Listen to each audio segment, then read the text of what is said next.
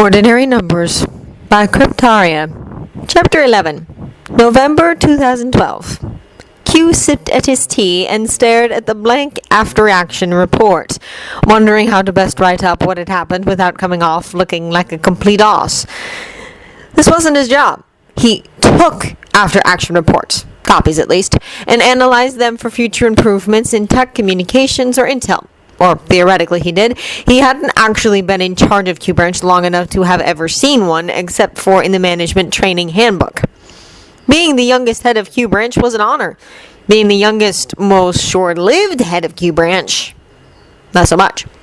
He wondered if they'd leave his name on the list of quartermasters, or if they'd just strike him altogether for not lasting past the 2-week probationary period. Cherie hissed as the doors to his office opened. Q's heart jumped as M walked in. He'd expected Tanner, or maybe security, but not M herself. "Mum?" he said uncertainly as he stood. Despite the late hour, she was perfectly turned out in ominous black, and Q recalled rumors that she'd once been a double of herself. "Well, it's obvious to me that you deserve your position in Q Branch," she said gruffly as she crossed to the creaking folding chair opposite the desk. She sat down, smoothing her skirt, and stared at Q with bright, razor-sharp eyes. "Only Q Branch could manage to take down a double O who's already dead. I'm breathless with anticipation to find out how you managed." Q closed his eyes momentarily and shook his head. So it was Bond. What a heck of a way to meet. But he couldn't dwell on it much as he would like to, given that the incredibly intimidating head of MI6 herself was seated across from him, frowning. "It was a poorly executed attempt to increase my personal security while working alone in the tunnels," he said, meeting her gaze. "A motion-activated, unobtrusive robot meant to shoot at attackers. I programmed it not to attack me, but apparently there was a glitch. I apologize for not testing it more thoroughly before unleashing it in Q Branch, Mum." He refused to apologize for the bot itself.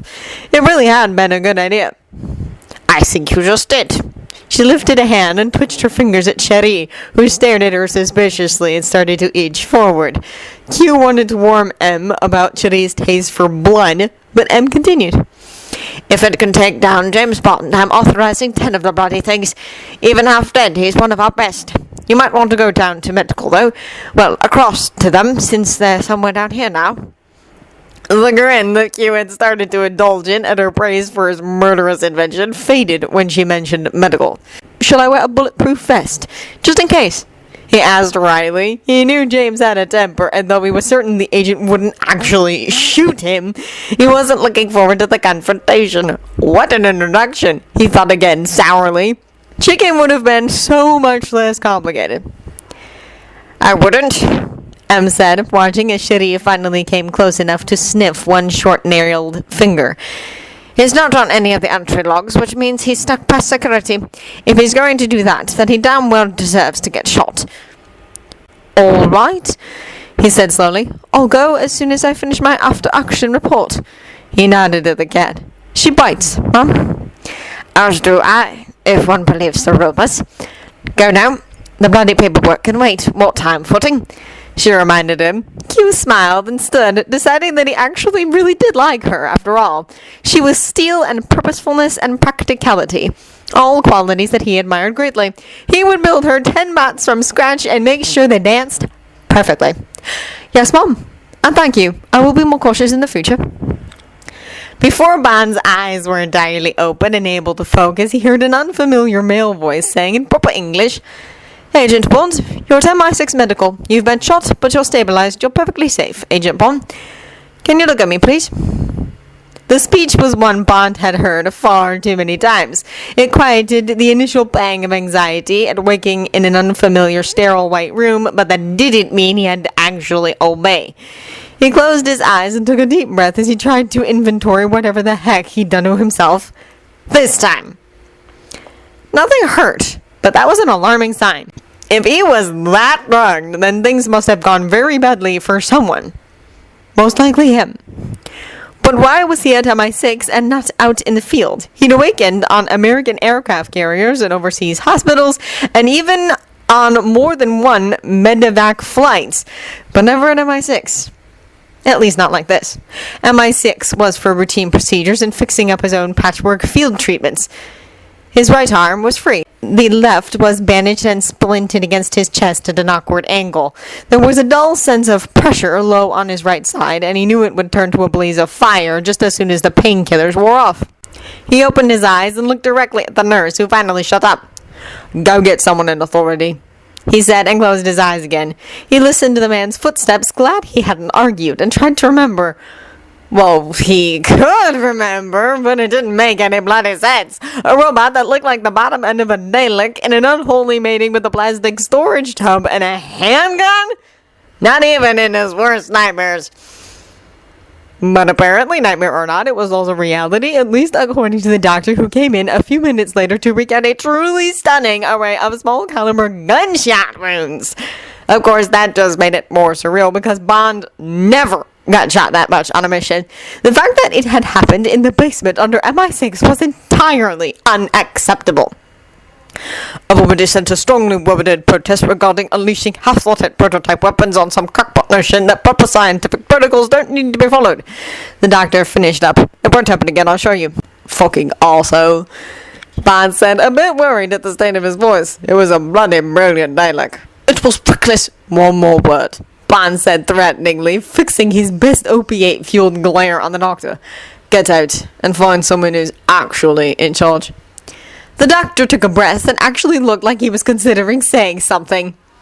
Thankfully, he left in silence, which saved Bond the trouble of ripping at stitches or having something important, like the rest of his blood, fall out of that disturbing wound low on his side. Bond closed his eyes again and wondered how the heck he was going to explain this to M. He'd bypassed the security checkpoints, so she'd probably blame him for this whole mess. "Thank you," said a somewhat amused voice from the doorway. He really thought it was brilliant. It wasn't the doctor, so Bond turned and looked in that direction. Small, thin, hair that looked like he'd got caught in a wind tunnel, glasses. The only word that surfaced through the haze of drugs was cute. So Bond put on his most charming post-surgery smile and said, "Of course it was. You're the madman who unleashed it then. What are you, 17? 31, actually, but I could see how in your dogged state you might be a bit off. Yes, it was me." The man made a frown. "I'm sorry for what happened." The voice was familiar, but the underground room had loud ventilation fans, and Bond was surrounded by machines that were beeping as proof that he was alive, so he beckoned. His right arm seemed to work fine, which was a lovely change from his usual post-mission status, and asked, "Where you shot? You're the one in the cupboard, aren't you? Oh, Christ, you even have Potter's head, don't you?" That got him a slightly disbelieving stare before a startled fit of laughter took over. "You're quite the connoisseur of pop culture, aren't you? I wouldn't have guessed that about you." He walked closer and stared down at Bond's wound with what was obvious regret. "Yes, I was the one in the cupboard. No, I wasn't shot. You effectively killed the Dalek before it could hurt anyone but you." He paused. "Though M was so enamored of the beast that I'm now on orders to build 10 more, so this is still opportunity." His grin turned wicked. The voice was nagging at Bond's memory. He stared at the tech, the kid his mind wanted to think, and tried to remember who the heck he was. Had Bond hit on him at a Christmas party? Usually by about 11 o'clock at those parties, he couldn't remember much at all. He definitely would have hit on this one, assuming he was amenable and not intimidating. Considering what I had to do to disable it. Assuming he was actually remembering the fuzzy flashes of the battle properly and not substituting something from a movie. "You might want to make me a remote power switch. I'm fairly certain I broke it rather thoroughly." "Yes." The tech paused, looking uncertain for a moment before he continued. "It was originally a cat toy, actually, with laser pointers randomly firing instead of a gun." "A cat toy?" Bond thought. He remembered Taylor. He started to sit up, only to realize, as the opiates failed under the sudden pressure of muscles moving below the bandages, what a spectacularly bad idea that was. He very cautiously let himself relax back into his pillows and held out his hand, demanding, "I need a phone. One that works." Whatever response the tech had been expecting, that wasn't it. He dug in his pocket for a moment before pulling out his MI6 issue mobile. "Is everything all right?" he asked, handing it over. Stupid question. Bond ignored it in favor of dialing the help desk. Now that he was officially back from the dead, he was entirely willing to abuse his rank to find Mike, even if he had to authorize a damn security team to go find him. 007, the tech said quietly, watching Bond's thumb as he dialed. He brushed his hand carefully over Bond's. Bond glared in warning and started stabbing the O button to bypass the damned automated system. He'd learned that if he hit the O fast enough and often enough, the computer just glitched and sent him onto a live person. James, the tech tried again, resting his hand over the phone. I'm sorry that my murderous robot for our murderous cat shot you. It's fine. Bond got out before his mind finally caught up. He dropped the mobile. Mike? Taylor didn't react when the mobile slipped from Bond's hand. He stood still carefully, watching Bond, and let it clatter to the floor. Hey, sorry we had to meet like this. I hope you're not... He shook his head, smiling ruefully. I didn't try to tell you not to run into that hallway. Bond stared up at him, feeling his mental processes trying to detach from the confusing mix of emotional responses. Relief that Taylor was alright, excitement at finally meeting him, and more than a little discomfort because despite his claim of being 31, there was no possible way he could be older than 20, 23, at the most. You alright? He asked, looking Mike over. You weren't hurt? Mike shook his head. I'm fine. A little embarrassed that I managed to shoot up my new department and you so soon after, well, what happened. But I'll live. He moved his hand to rest on Bond's uninjured arm. I'm really glad you're back, though. Things have been a little insane around here. Bond refrained from taking hold of his arm. Where were you? I've been calling since the attack, he said before realizing that it came out as an accusation. You weren't. He'd asked that already. Mike wasn't hurt. He was standing there, decidedly not hurt. I was in a stairwell on my way back to the help desk from a call in the executive offices when the explosion hit. Mike started, leaning against the bed a little. I'd been watching things carefully to everything you told me, learning the ins and outs of the network, building programs to protect it. I had my laptop with me, so I was able to detect the hacker right away and keep him or her from doing any more damage. My work impressed them and saved a lot of people. The old Q died, and I got promoted. M took a steadying breath and stopped, watching Bond. Promoted? He asked, momentarily confused. The drugs were making him slow, but Mike had made it clear that he didn't want to leave the help desk, to the point where Bond had stopped trying to coax him away. They gave me Q branch. I'm Q now. I've been stuck in the tunnels for almost 2 weeks, setting things up, fixing MI6's network. I didn't have a chance to leave, and I didn't want to contact you from inside in case... Mike looked around, flicking a glance at the CCTV. I could probably have dealt with it, but it didn't seem wise to hide something like that in the aftermath of the attack. I didn't want to risk you. Bond let out a sigh, feeling the knot of tension in his chest finally dissolve. At least you're safe, he said, idly twisting his fingers in the blanket to keep from reaching for Taylor. All those mission-based phone calls didn't give Bond the right to go pawing at him. What about Cherie? Taylor watched Bond's hand twisting in the blanket and moved his fingers down to rest on Bond's. I'm sure she'll be very angry with you for destroying her toy. There may be blood. Snake her in here for me, will you? And bring me up. Bond cut off, staring at Taylor. You're my quartermaster. Taylor laughed.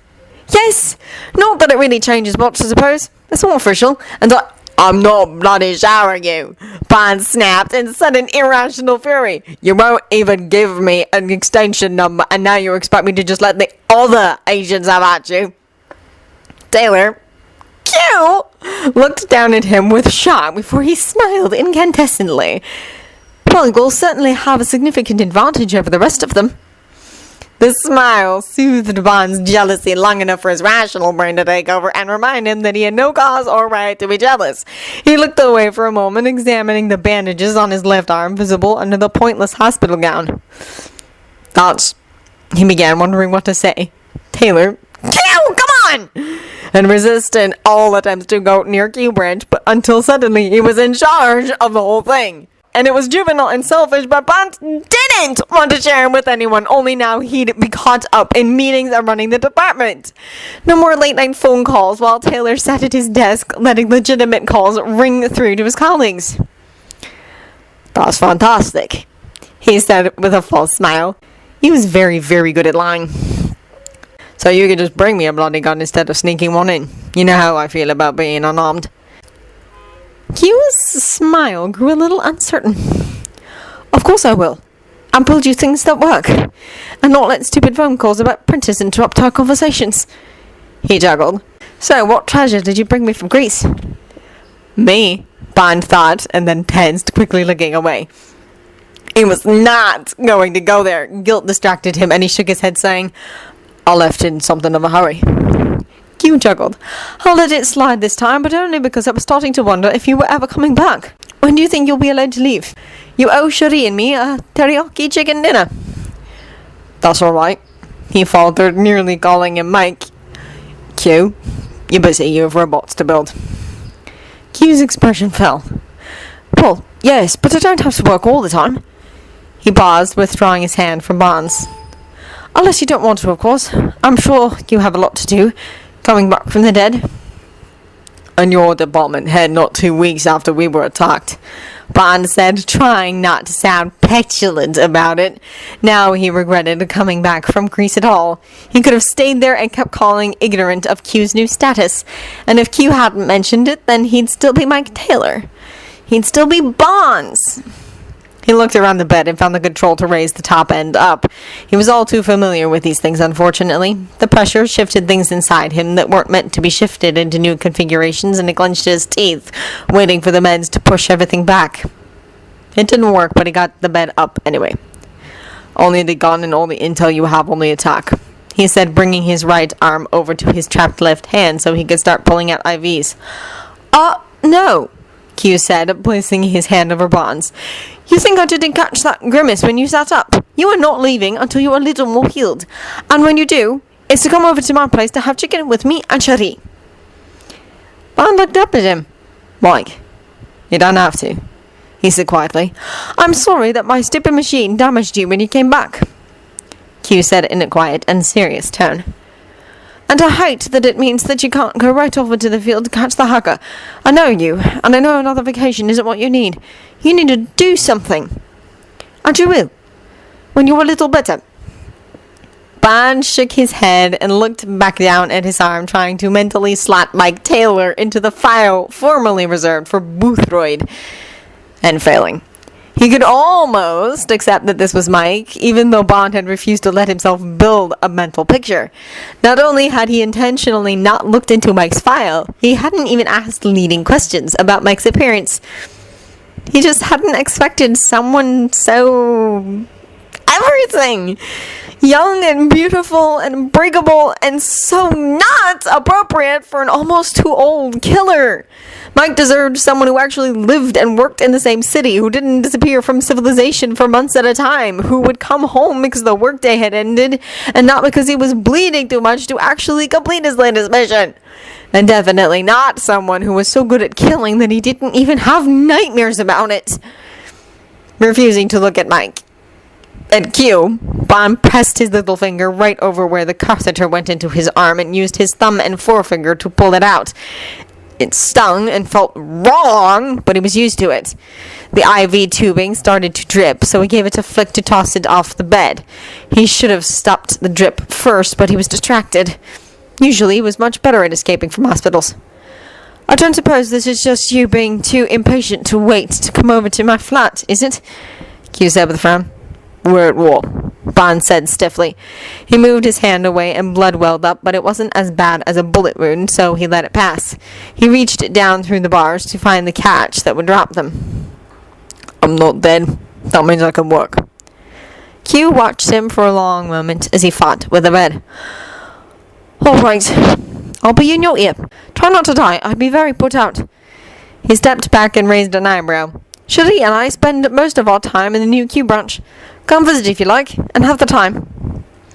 Bond started peeling off the contacts and monitors, making the machines go wild. "I'll try not to get in the way. You'll be busy." Q stepped back. You're missing the point. We want you there. But good luck with your work. He rested a gentle hand on Bond's shoulder. Even if I don't see you, I'm sure I'll talk to you soon. I'm staying. He cut off, thinking fast. He hadn't found anywhere to live yet. With Alec. Have a courier drop off a gun for me, and a new laptop. He didn't want to think about the tablet that he'd made with Taylor's help, now rotting at the bottom of a river in Turkey. I won't be able to give you a custom one this fast, but I'll come up with something. Besides, the deal was dinner for a new tablet. Q smiled. You're not getting out of dinner so easy.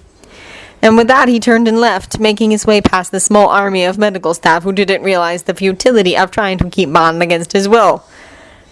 Thank God, he thought, glad for the distraction from Q. Don't worry, you wouldn't have wanted to see him anyway, Q growled, scratching Cherry under the chin. It was himself. He was being an idiot. I'll just send the gun and laptop to Alec. Q shook his head as he headed and turned his attention back to the parts catalog he was looking through. He was making notes on what he needed to order from it for his new army of 00 killers, as he was morbidly calling them. But every few minutes he would flip back to the pots for tablet modification. Ospa! Danielle exclaimed, startling Q and Cherry both. She bustled in with barely a tap on the door and huffed as she set down a paper cup of tea for Q identical to the one she held. She sat down and glared, saying, If I've ever told you that our agents are anything but troublesome children, I lied. It's not as if I would have believed you anyway, Q chuckled. Why? What's going on? That idiot, 007, of course. She sipped at her tea and gave Q a scolding look. Next time, try to break a bone. At least... No, then he just wanted to conceal a weapon in the cast. Him and 006, Q. They're the worst of a bad lot. Oh, he's off then, I take it. Q hid his disappointment by continuing to scratch Cherry. Naturally. I mean, it's not the time not to enjoy to have him back, but really, are you going to let him get away with that sort of thing? He could kill himself. Q looked up at her in surprise. Well, what am I supposed to do about it? I've tried to tell him to stay, made promises about dinner, and... He looked at Danielle and blushed. He's not himself right now, anyway. He just needs to think he's useful again. Danielle stared at him and then sipped her tea and gave Cherry an exasperated look. Good heavens, have you never dated anyone before? You don't tolerate that behaviour. It's obvious he's an idiot, utterly incapable of taking care of himself. Not 12 hours ago, he was unconscious from shock and blood loss. Q's blush crept up his neck as he watched her. Seriously, Danielle, what am I supposed to do? Sit on him? He's much bigger than me. That'd be a start. Treat him like you would any other boyfriend. Remember, they're terrifying and intimidating, but inside they're all spoiled children. And the more you let them get away with, the worse they'll be next time. And that's without the added pressure of a relationship. She took another drink and leaned back in her chair. Besides, if he ends up bleeding out in a taxi, Em will be very upset with you. That earned her a raised eyebrow. How the heck did Em know anything about it? He started digging around for his phone. Crap, he thought. He'd left it at medical. Danielle nodded. She told me you'd be gone at least 2 days, possibly more. The paperwork can wait, she'd said. Q grinned as he got up and started gathering his things. That does sound about right, doesn't it? He had no idea what he was doing, but at least he had cheerleaders telling him he could. Now, if he could just find his phone to call Alec.